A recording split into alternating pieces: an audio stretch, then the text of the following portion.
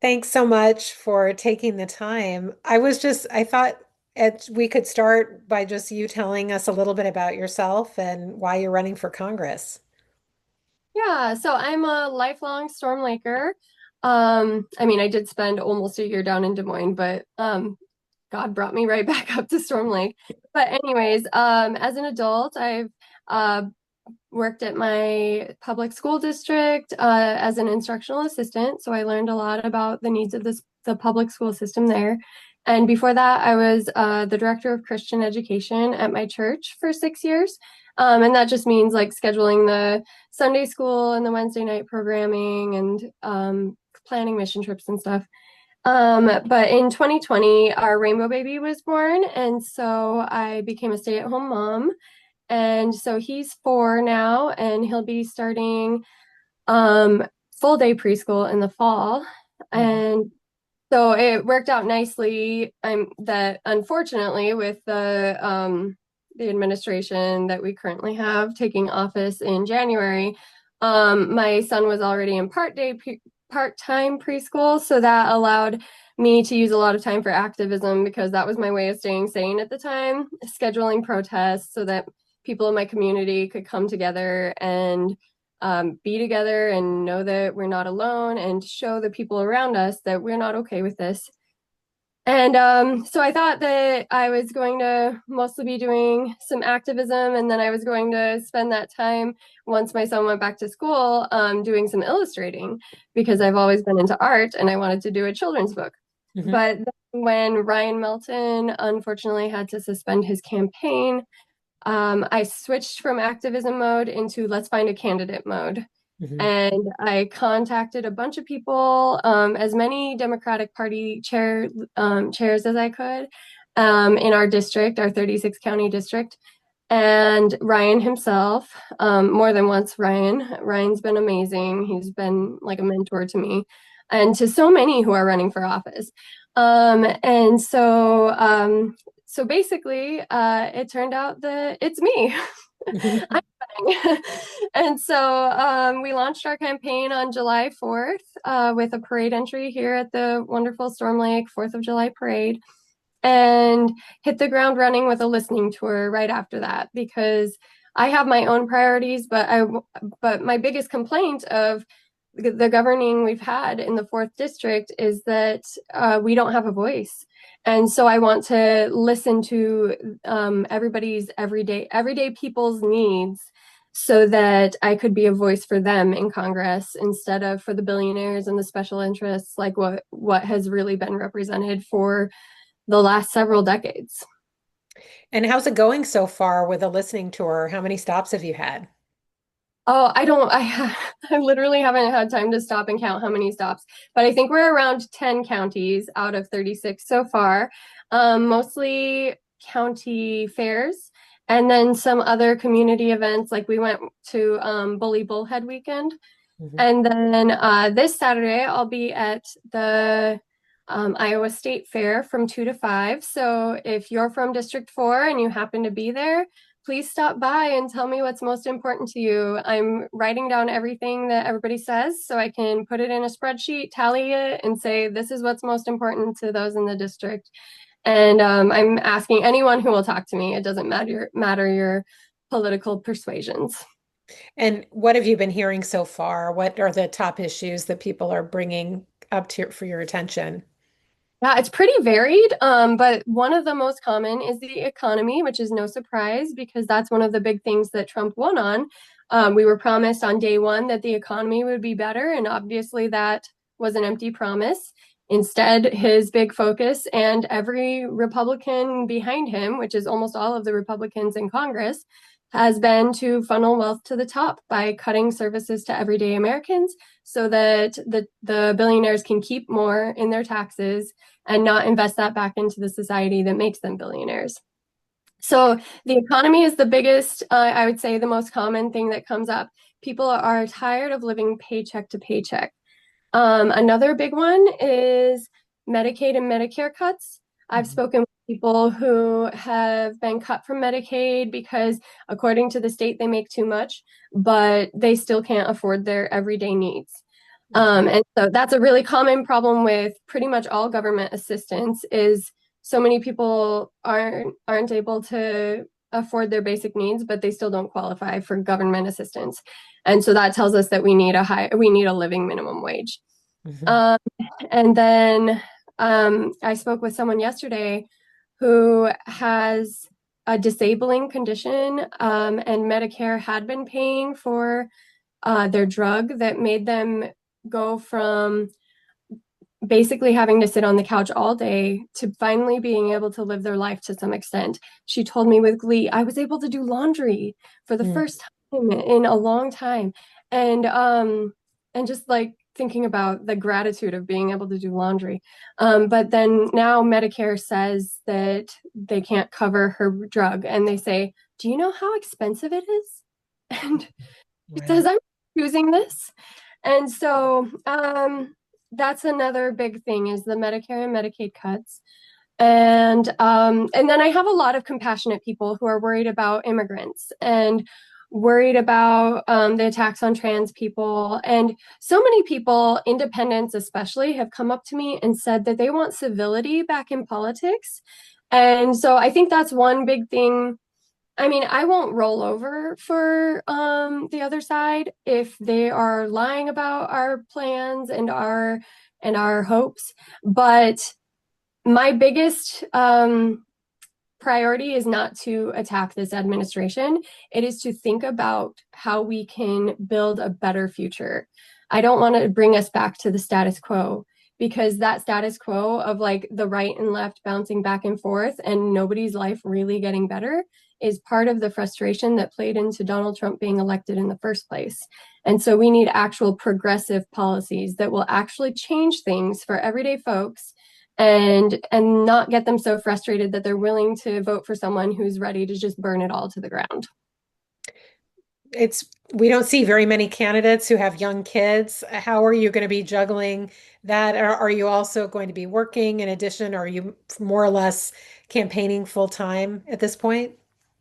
Yeah, so before we got into this, obviously we had some serious discussions as a family, and my teenager it has been so supportive, and I was like, you know that I'm gonna have less time with you, right? And I mean it's it's not gonna be like I'm never gonna be here, but it's gonna be less time together. And she said, I know, but it's worth it because she sees where our country is going. And my husband when I was considering, when I was contacting all those people, and it was starting to look like there wasn't anyone who was ready to go who was as progressive as Ryan Melton, Mm. um, like I am. And I just had so much self doubt so many times through that time. But my husband was the one who kept saying, no, our district needs an everyday person who understands the struggle of getting through because yes, I'm a stay at home mom, but that's not, we don't have a six-figure budget. We budget very creatively. We keep our AC on at 82 and we don't get to do a lot of fun stuff. And so but it's worth it because to us, it was important for me to be a stay at home mom. But yeah, so like I said, I was originally going to pivot into spending time on this children's book I had been dreaming about, but Mhm. during while my son was at school this fall. But now it's going to free a lot of time up for campaigning. So it's really kind of it's kind of I always thought that um, serving like this would have to wait till much later in life, but when as we started evaluating things, we kind of thought actually this is a really good time in life right now. So yeah. Jot down those ideas for your children's books so you can always come back to them later It's down. I after just the campaign.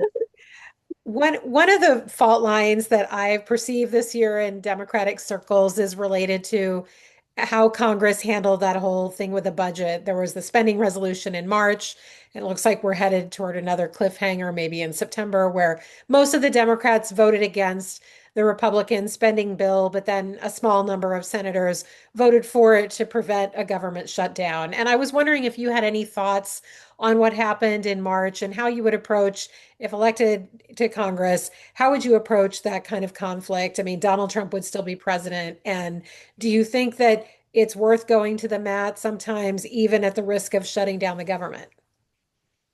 That's a really tough question, and I do not envy those Democrats' positions. I certainly wasn't one person who said, oh, they should have done this or they should have done that. Because the truth is, we're stuck in between a rock and a hard place right now. Mhm. And the focus for me, and I don't want to dodge your question. The truth is, I don't know what I would have done. It would depend on all of the circumstances. But the focus for me is how do we get to the point where we are not in that in that catch 22 ever again. Right. We need to fix our messaging as Democrats. Let people know we need to get a unified message first of all, and let people know that we are working for their lives to get better rather than for the billionaires' lives, which is what the right has been doing. And how do they do that? They do that by, because obviously, like if they were like, hey, vote for billionaires to get richer, nobody would vote for them. But so they have to choose these social wars, make these social wars, and they get votes through fear and hate tactics. And those are extremely effective motivators. Mhm. And the only thing that can be as effective, or even more so that I know of, is hope. Mhm. And President Barack Obama's campaign was so genius to use that one word, hope, as his campaign slogan. And it was obviously successful because he got elected twice. And so I think we need to like focus on the hope. Like imagine if all Americans could go to the doctor when they're sick.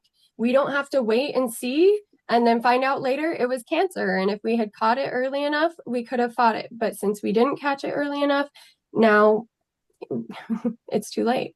And just all these other health issues too. I mean, like the price of insulin and everything is out of control, and it doesn't have to be this way. The happiest countries on earth, 8 of the 10 happiest countries on earth, have publicly funded universal health care, and we need to be telling people that. We need to tell them like the taxes are not too high, the wait times are not too long, or else these happiest countries would not be the happiest countries. And imagine if our public schools were fully funded so that our teachers weren't about to break all the time anymore. And Mhm. imagine if we voted for everyone's best interests instead of voting against a small population. Right now, there's one other candidate in the Democratic primary. There may be a third candidate joining at some point. What's your case to Democratic voters who say, "Hey, I like all these candidates, and why should they vote for you instead of one of the other candidates?" That's a good question. I think that I think I'm one of the most progressive ones out there. And like I said, I think we need progress. It's time for a change. It's not time to bring it back to the status quo. It's time to actually move forward. And I do encourage everybody to meet all of the candidates. It's great to have options, and just it's great to be able to vote for whoever you think is actually going to represent your voice in Washington. Have you volunteered on for other Democratic candidates in the past? And if so, I mean, you mentioned that Ryan Melton was someone who was a mentor to you, but what other candidates, Democratic candidates, have you supported in the past? Right. So, well, just a week and a half ago, I was knocking doors for Caitlin Dre Mhm. in city. It's really important to me that we stop the supermajority in our Iowa State Senate. And so, if you happen to be from this upper Sioux City area or Lawton, please vote. The deadline is August 26th. That's the election date. But I say deadline because you can vote early. So yes, look her up because she's got all the information about how to vote early and where to vote and all of that jazz. So yeah, door knocking for Caitlin was great. And before that, I caucused for Bernie. And I know I've made phone calls. I think I made phone calls for Biden because just anytime we were at this crossroads where it wasn't my favorite choice of a candidate, or we had someone who was actually going to attack democracy, I want to support the person who is going to keep protecting democracy.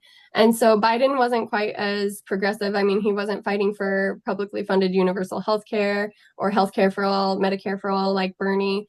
But I'm not too proud to realize that sometimes we just got to vote for the greater good.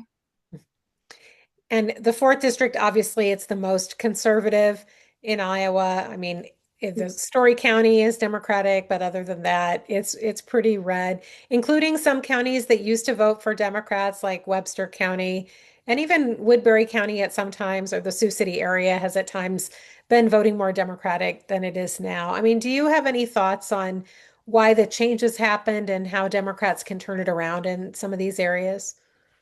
Hmm. Well, first of all, I do want to say, even if we only had a quarter of the voters voting Democrat, it's worth it for me to put it all out there and give them a voice and a person that they feel comfortable voting for, because those people matter, you know. So just because some people may see it as a lost cause doesn't mean we shouldn't fight. If we never fight, then we never win. And I think that's kind of how we kind of get back is we keep being present. We keep letting people know we're here and we listen. I think that's the biggest thing. We find where the people are and we go to them and listen to their concerns. And hopefully they're starting to see, like when we look around, we can see Iowa is not as good as it was when I was a child. I mean, we were well known for our education back then, and now we're slipping. And our economy is, depending on the review you look at, it's almost dead last or it's dead last. And so obviously the Republicans are not doing us a service. And so it's time for a change, and we can be brave. We can try something new. And I think that, I mean, we'll just see what the voters decide. Is there anything I didn't ask you that you think would be important for my readers to know, either about you or about your campaign? Uh, Not that I can think of right now, but I feel like I should have an answer to that. That's, I just really appreciate you that's taking the time to talk with me. that's good. Well,